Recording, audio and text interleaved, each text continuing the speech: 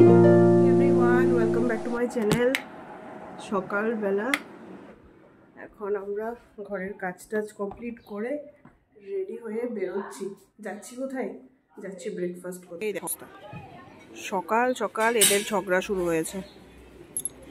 একটাকে একটা পিটিয়ে পুরো শেষ করে দিচ্ছে। তো আমরা সকাল সকাল যেখান থেকে ব্রেকফাস্ট না মানে ওই পরোটা খাই, ওই দোকানটা আজকে বন্ধ ছিল, ছট পুজোর জন্য বন্ধ ছিল, তাই চা বিস্কুট খেয়ে এখন বাড়িতে গিয়ে এখন তাড়াহুড়োর মধ্যে ম্যাগি আছে, ম্যাগি করবো। অ্যাকচুয়ালি কি হয়েছে, আজকে একটু যাবো বড় মায়ের এখানে, কারণ দেওয়ালির সময় বড় মায়ের সেই বড় মূর্তিটা থাকে। তো দেওয়ালি তো চলে গেছে, অনেক দিন হয়েছে, কিন্তু দেওয়ালির সময় গেলে বা তার 2-3 দিনের মধ্যে গেলে প্রচণ্ড ভিড় থাকে। তো এই কারণে ভাবছি আজকে যাব। আজকে ভিড়টা আশা করি কম থাকবে, কারণ এর আগের বারও আমরা গেছিলাম, তখন মোটামুটি ওই 3-4 দিন পরে গেছিলাম। তখন গেলে মাকে সুন্দর করে দর্শন করা যায়। তো যাব, ওই কারণে এখন গিয়ে বেশি কিছু ব্রেকফাস্ট করবো না, আর এই কারণেই বেরিয়েছিলাম যে একবারে ব্রেকফাস্টটা করেই নেব। আর দেখি তাড়াহুড়ো করে বাড়িতে গিয়ে একটু রান্না করে তারপরে স্নান করে বেরিয়ে। বাড়িতে এসে এদিকে বসিয়ে দিয়েছি আগে ভাত, এদিকে হচ্ছে আমার ম্যাগি মানে সেদ্ধ হচ্ছে, আর কড়াই টড়াই ধুয়ে নিয়েছি। আর যাওয়ার সময় মাছটা বের করে রেখে গেছিলাম, মাছ বরফ ছেড়ে গেছে, মাছ রান্না করব। পেঁয়াজ কাঁচা লঙ্কা পেস্ট করে নিয়েছি, আর এই যে ধনেপাতা দিয়ে হবে মাছ।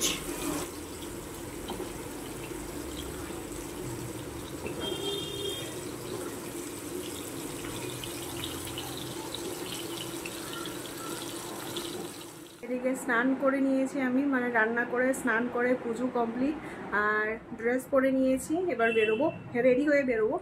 আর এই কুর্তিটা, এটাও দিদিভাই দিয়েছিল, দেখো হাতের কাজটা কি সুন্দর।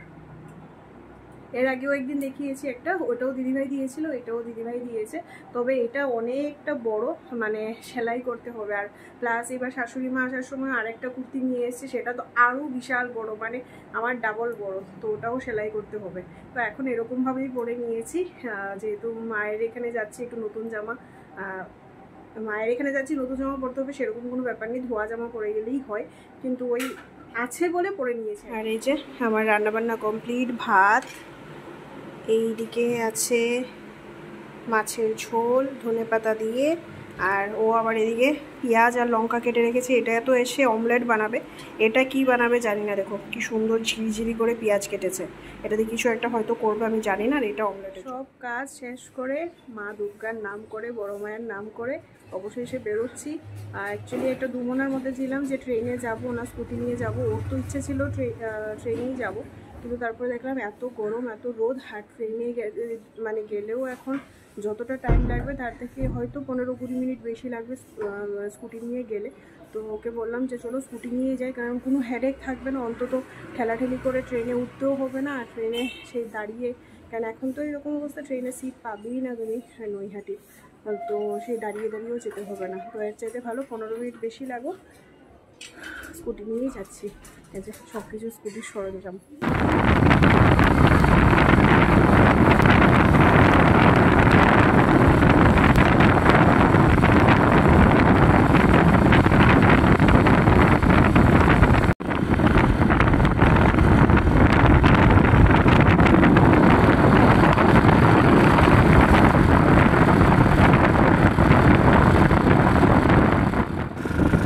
প্যান্ডেল না, বাহ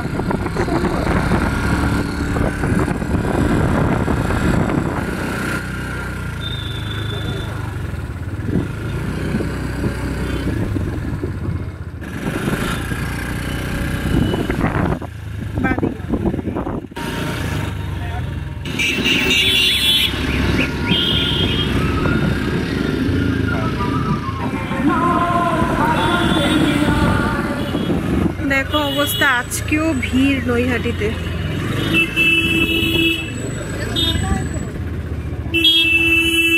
এই হলো নৈহাটি স্টেশন। আমরা যদি ট্রেনে আসতাম তাহলে এদিক দিয়ে বেরোতাম।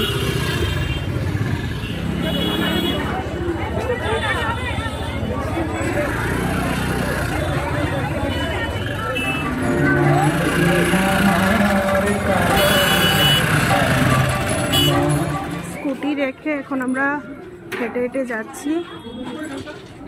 অনেকটা ঘুরিয়ে মায়ের মন্দিরে যেতে হয়, এবারে ঘুরে যেতে হয়।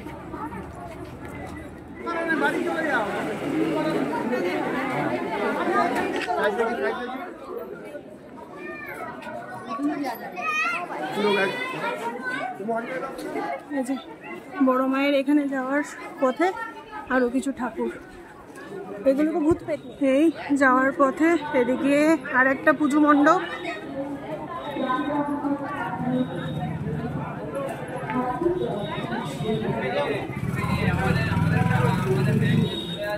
এই ভেতরে হলো ঠাকুর, এইদিকে হচ্ছে আর একটা পুজো আর মেলা, আর এই যে সামনে হলো গঙ্গা। এই রাস্তা যেহেতু ছোট তাই সব দিকে রাস্তা দিয়ে যে লোক ঢোকে ভিড় হয়ে যাবে, ওই কারণে ওরা সিস্টেমটা এরকম করেছে, মানে পুরো ঘুরে ঘুরে যেতে হবে, একদিক দিয়ে যাবে একদিক দিয়ে বেরোবে। এই যে গঙ্গা,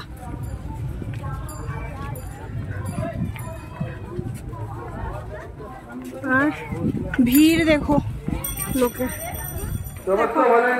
এদিকে লাইন দিয়ে সুন্দর মেলা বসেছে। আর এই সামনে আরেকটা পুজো মণ্ডপ, এই আরেকটা পুজো মণ্ডপ।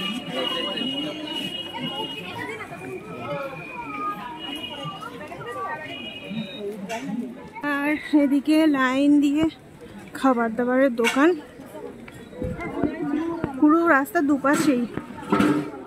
এলাম মায়ের মন্দিরের রাস্তায়, আর এইদিকেও আছে গঙ্গা। এইটা হলো এমনিতে বড় মার মন্দিরেরও রাস্তা, আর এইদিকে বড় মায়ের পুজোটাও হয়, বড় পুজোটা। এই যে এখানে আরেকজন মা,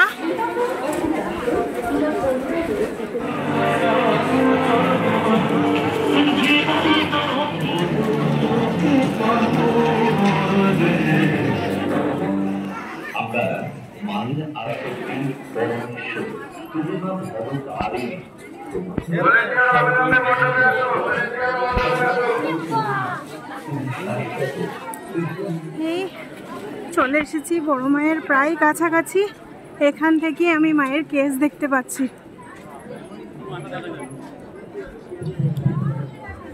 অনেকটাই কাছে চলে এসেছি মায়ের। আর এটা হলো মায়ের মন্দিরে যে কষ্টি পাথরের ঠাকুর আছে, সেখানে পুজো দেওয়ার লাইন। তো আমরা তো পুজো এমনিতে নর্মাল সব অন্য সময় এসেও দিই, তো আজকে আর আমরা ভেতরে যাচ্ছি না, আজকে এখানে দেখবো মাকে। এই যে মায়ের মন্দিরে পুজোর লাইন, আর এটা হলো মায়ের মন্দির।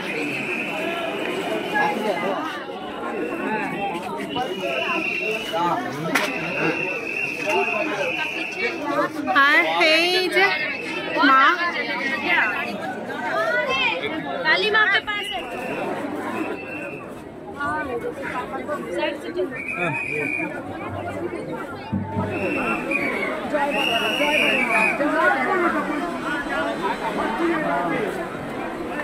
দেখেছিস তো আমি গরম করছি, ছেড়ে দিচ্ছি।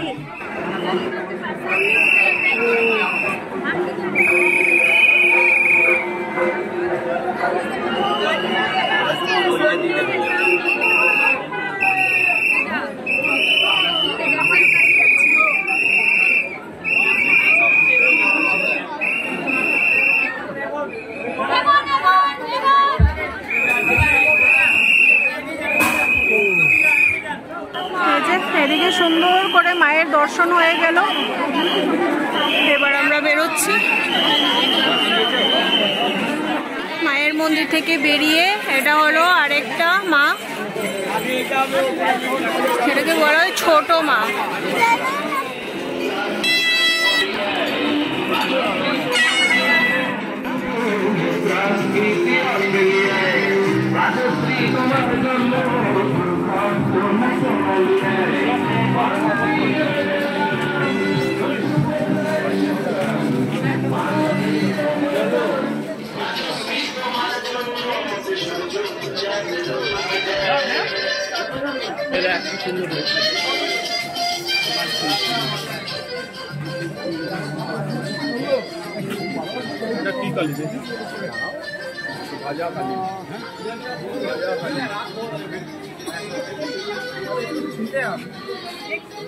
যাক, এবারও মায়ের দর্শন খুব সুন্দরভাবে হয়েছে। এর আগের বারও এসে খুব সুন্দর মায়ের দর্শন হয়েছিল, এবারও তাই।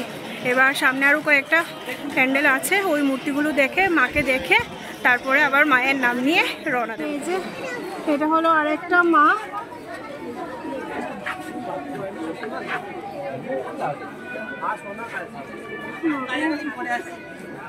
এটা হলো বেচা কালী, বেচা কালী।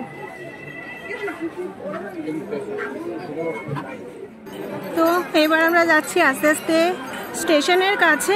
এখানে আরেকটা প্যান্ডেল আছে, এই মাকে দর্শন করে তারপরে বাড়ি। আর এখানে দেখো মায়ের কি সুন্দর সুন্দর ফটো আছে। এই যে চলে এসেছি স্টেশনের কাছে। এই দেখো, এই মাকে একটু ভালো করে দেখো, এটা পুরোপুরি তারাপীঠের মায়ের মানে প্রতিচ্ছবিটাকে এখানে তুলে ধরা হয়।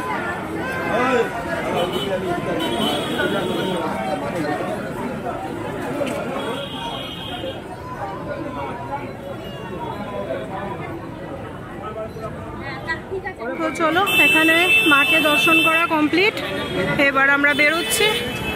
আর এই যে স্টেশন, এইদিকে স্কুটিটা রেখে গেছিলাম। আর দেখো ভিড় আস্তে আস্তে বাড়ছে আরো। আজকে এসছি বলে মাকে তাও এতটা দর্শন করতে পেরেছি, অন্যদিন হলে মানে আরো আগে হলে এতটুকুও ভালো করে দর্শন করতে পারতাম না। তবে চলো, সুন্দর মায়ের দর্শন হলো, মনটা পুরো ভরে।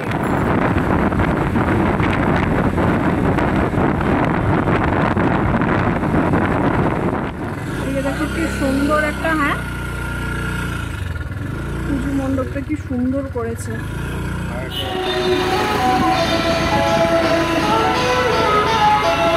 কালী পুজো যেতেই আবার এই দেখো জগদ্ধাত্রী পুজোর মার এখানে মূর্তি তৈরি হচ্ছে।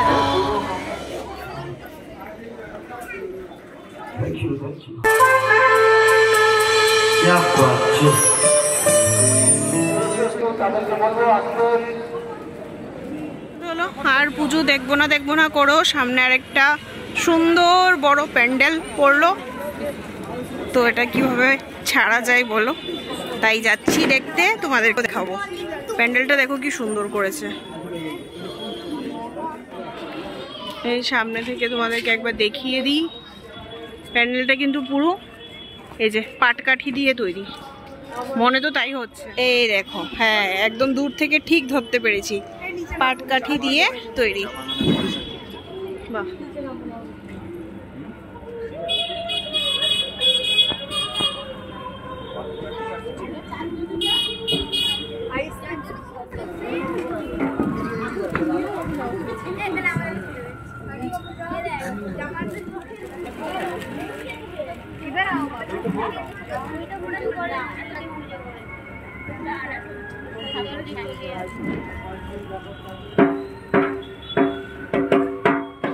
দেখবো না বলে আরো একটা পুজো দেখা হয়ে গেল। এইবার বাড়ি। আর এই এখানে আরেকজন দাঁড়িয়ে আছে।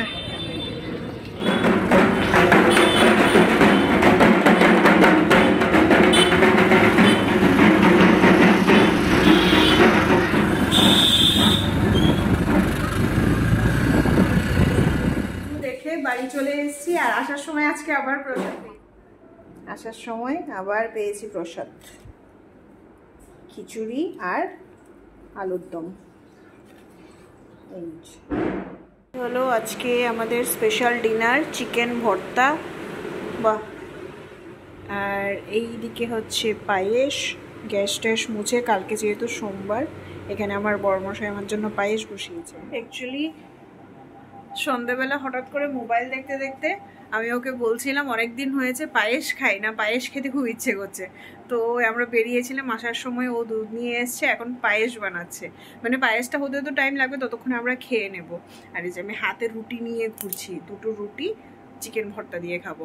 আর আমার ফোনটা দুদিন আগেই তোমাদেরকে দেখিয়েছিলাম, কি জানি হয়েছে, অন হচ্ছে না। আজকে সন্ধেবেলাও দেখলাম, মার সঙ্গে কথা বললাম, সন্ধেবেলা দেখলাম আমরা বেরিয়েছি, ওর পকেটে ফোনটা ছিল, বাড়িতে এসে দেখি ফোনটা আবার অন হচ্ছে না। 12টা বাজতে 10 মিনিট বাকি, ডিনার কমপ্লিট, বাসন টাসন ধুয়ে চলে এসেছি। ও আছে এখনো, একটু বাকি, ওটা হলে ও চলে আসবে। তো আমি এসে ফ্রেশন আপ হয়ে গেছি, এবার মশারিটা লাগাবো, কারণ যা মশা এই বাড়িতে আসার পর থেকে নতুন একটা ডিউটি যোগ হয়েছে, মশারি লাগানো, সেই সকালবেলা আবার মশারি খোলা। তো আমি চলে এসেছি বিছানাটা করতে। তো চলো, কালকে থেকে তো আবার সেই অফিস, সকাল সকাল উঠতে হবে, আবার ডিউটি, কালকে সোমবার, সকালে উঠে রান্নাও করতে হবে। তো আর এখন মানে হাসি খুশিভাবে কথা বলছি ঠিক আছে, বাট ফোনটার জন্য সে আবার একটা টেনশন শুরু হয়েছে। কিছুদিন আগেই ফোনটা তোমাদেরকে বলেইছিলাম, কিছুদিন আগেই ফোনটা আবার মানে সেম প্রবলেম হয়েছিল। ওই দিন যদিও মানে কিছু হয়নি, জাস্ট ছেলেটা কি যেন একটা করেছিল, ফোনটা ঠিক হয়ে গেছে। আমাকে বলেছিল যে ফোনে সব কিছু সেভ করে নিতে, এটা সফটওয়্যারটা আপডেট করতে হবে। তো আমি সেভ আর করতে পারিনি, তার কারণে এখানে অনেক কিছু এরকম জিনিস আছে যেগুলো সেভ করে মানে সফটওয়্যার আপডেট করার পর আমি ওই জিনিসগুলো পাবো না। কিছু কিছু এরকম অ্যাপ্লিকেশন আমার কাছে ইনস্টল আছে, তো ওটার জন্য একটু টেনশন হচ্ছে। তো এখন দেখি কালকে গেলে যদি বলে সফটওয়্যার আপডেট করতেই হবে, তাহলে তো করতেই হবে, কিছু আর করার নেই। আর মানে ফোনটা নিয়ে কোনোরকমভাবে চলছি, ওই হলো ব্যাপার। আর সত্যি কথা এখন ঘুরে টুরে এসে মানে একটু অবস্থা খুব টাইট হয়ে আছে, সেটা সবাই বুঝতে পারবে, আশা করি সবাই রিলেট করতে পারবে। 1 মাসের মধ্যে এত কিছু গেছে, পুজো, ঘোরা, সব কিছু। তো এত কিছুর পরে আবার তার আগে আবার 1 মাস আগেই শাশুড়ি মাও এসেছিলেন। তো মানে সব মিলিয়ে এখন সত্যি কথা এরকম একটা অবস্থা যে মানে ফোন যে হুট করে কিনবো ওই বাজেটটা নেই আপাতত। মোটামুটি 2-3 মাস 4 মাস ফোন কেনার মতো একদমই বাজেট নেই। তো দেখি কি করা যায় এখন। কালকে যদি বলে সফটওয়্যার আপডেট করতে হবে, তাহলে তো করতেই হবে। সব কিছু আবার কিভাবে অ্যারেঞ্জ করব আমি জানি না। তো যাই হোক, এরই সঙ্গে এই ভিডিওটা এখানেই শেষ করছি। যদি কিছু ভালো লেগে থাকে তাহলে প্লিজ ছেড়ে যাওয়ার আগে অবশ্যই এটা লাইক করে দিও। আর যারা নতুন বন্ধুরা এখনও চ্যানেলটিকে সাবস্ক্রাইব করোনি, তারা প্লিজ চ্যানেলটিকে সাবস্ক্রাইব করে পাশে থেকো। তোমাদের সঙ্গে আবার নতুন একটা ভিডিও নিয়ে দেখা হবে। ততক্ষণের জন্য সবাই ভালো থেকো, সুস্থ থেকো। Tata, good night.